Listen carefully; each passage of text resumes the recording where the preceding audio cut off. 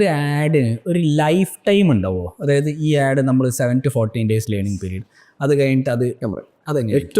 ഏറ്റവും നമ്മൾ പല ഇവിടെ 3-4 വർഷമൊക്കെ ലൈവായിട്ടിരിക്കുന്ന ക്യാമ്പയിൻസ് ഞാൻ കണ്ടിട്ടുണ്ട്. എനിക്ക് അത്തരത്തിലൊരു ഭാഗ്യം ഒരു ഏജൻസിയിലും കിട്ടിയിട്ടില്ല. പക്ഷെ അത്തരത്തിലുള്ള ഒരു ക്യാമ്പയിനെ ഒപ്റ്റിമൈസ് ചെയ്യാനും നർച്ചർ ചെയ്യാൻ എനിക്ക് സാധിച്ചിട്ടുണ്ട്. ഏകദേശം 3-4 വർഷം ഒരു ക്യാമ്പയിൻ. അതെ, 2019 ഓൺ ചെയ്തൊരു ക്യാമ്പയിന് കൂടുതൽ, അതായത് ബാഡ് കോപ്പിയൊക്കെ ഭയങ്കര മോശമായിരുന്നു. ഐ മീൻ ക്യാപിറ്റലൈസ് ചെയ്ത് പക്ഷെ അതൊക്കെ സത്യം പറഞ്ഞാൽ പോളിസി വയലേഷനാണ്. ഈ പറയുന്ന ക്യാപിറ്റലൈസ് ചെയ്യുക എന്നൊക്കെ ഉള്ളത്.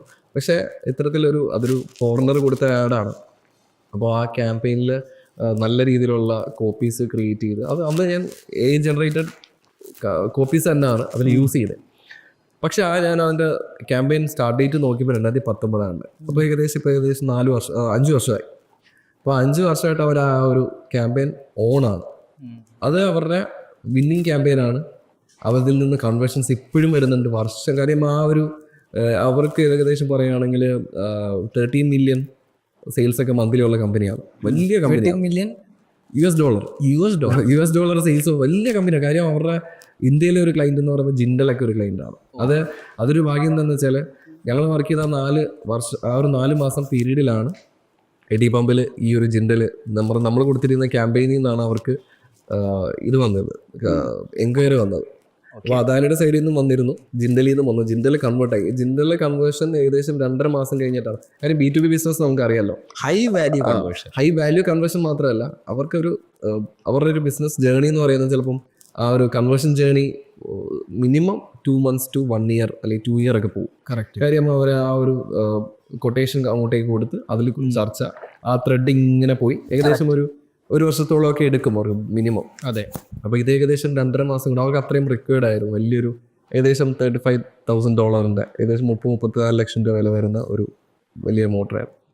അപ്പം അത് കൺവേർട്ടായി. അപ്പം ഞാനത് പക്ഷേ അവർ യൂസ് ചെയ്തെന്ന് CRM HubSpot ആയിരുന്നു.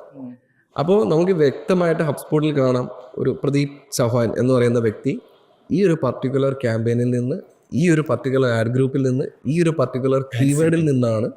അപ്പോൾ അത്രത്തോളം അവരവിടെ ട്രാക്ഡ് ആണ്.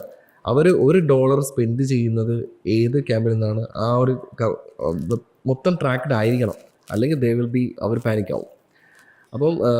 അപ്പം ഈ പറയുന്ന വാല്യൂ അവർക്ക് ആ ഒരു കോൺഫിഡൻസ് കൊണ്ടുവന്നത്, അതായത് 5 വർഷം ഒരു ക്യാമ്പയിൻ അവർക്ക് നോൺ സ്റ്റോപ്പ് ആയിട്ട് റൺ ചെയ്യാനുള്ള കോൺഫിഡൻസ് എന്ന് പറഞ്ഞാൽ അവരുടെ ആ ട്രാക്കിങ്ങും സെയിൽസ് ട്രാക്കിങ് പെർഫെക്ഷൻ ആണ്. അതായത് എത്ര കാലം വേണമെങ്കിൽ ഒന്ന് പോവാം, നമ്മുടെ പെർഫെക്റ്റ് ആയിട്ട് സാധനം ചെയ്യാനായിട്ട് വരും. അതെ, AB ടെസ്റ്റും ചെയ്യാം. ചിലപ്പോൾ നിങ്ങൾക്ക് എല്ലാ ക്യാമ്പയിൻസും വർക്ക് ആവണമെന്നില്ല, 2 ക്യാമ്പയിൻസ് ചെയ്യാം. അപ്പം എനിക്കൊരു പേഴ്സണൽ വെബ്സൈറ്റ് ഉണ്ട്, mynameiskalam.com. അതിൽ ഞാൻ ഫീഡർ സ്ട്രാറ്റജി എന്ന് പറയുന്നൊരു സ്ട്രാറ്റജി ഉണ്ട്. അത് സ്വന്തം റിസ്കിൽ ട്രൈ ചെയ്ത് നോക്കുക. വർക്കൗട്ട് ആയിരിക്കായിട്ടുണ്ട്. അപ്പം ഗൂഗിൾ ഫീഡർ സ്ട്രാറ്റജി എന്നാണ് പറയുന്നത്. അതിന് ഈ പറയുന്ന ഒരു സെറ്റ് ഓഫ് ഒരു ഹാക്കാണ്. ഐ മീൻ ഗൂഗിൾ റെക്കമെൻഡ് ചെയ്യുന്ന കാര്യമല്ല, പക്ഷേ ലോജിക്കലി നമുക്ക് ചിന്തിക്കുമ്പോൾ ഒരു CPC കുറയ്ക്കാൻ വേണ്ടിയിട്ടുള്ള, പക്ഷേ കൺവേർഷൻ കോസ്റ്റും കുറയ്ക്കാൻ പറ്റുന്ന ഒരു സ്ട്രാറ്റജിയാണ്. അപ്പോൾ ആ സ്ട്രാറ്റജി പ്രകാരം കുറച്ച് ഒരു സെറ്റ് ഓഫ് കീവേഡ്സിനെ നമ്മൾ എക്സാക്ട് മാച്ച് ആയിട്ട് റൺ ചെയ്യുന്നു. പിന്നെ അതിൻ്റെ ഡ്യൂപ്ലിക്കേറ്റ് ക്രിയേറ്റ് ചെയ്തിട്ട് അതിനെ മാക്സിമൈസ് ക്ലിക്കിലും, പിന്നെ അതിൻ്റെ ആ ഒരു ക്യാമ്പയിൻ്റെ ഡ്യൂപ്ലിക്കേറ്റ് എടുത്തിട്ട് ബ്രോഡ് മാച്ചിൽ ഈ പറയുന്ന പോലെ മാക്സിമൈസ് കൺവേർഷന് വേണ്ടിയിട്ടും യൂസ് ചെയ്യുന്ന ഒരു സെറ്റ് ഓഫ് സ്ട്രാറ്റജിയാണ്. അത് വളരെ ഡീറ്റെയിൽഡ് ആയിട്ട് സ്റ്റെപ്പ് ബൈ സ്റ്റെപ്പ് ആയിട്ട് പറയുന്നുണ്ട്.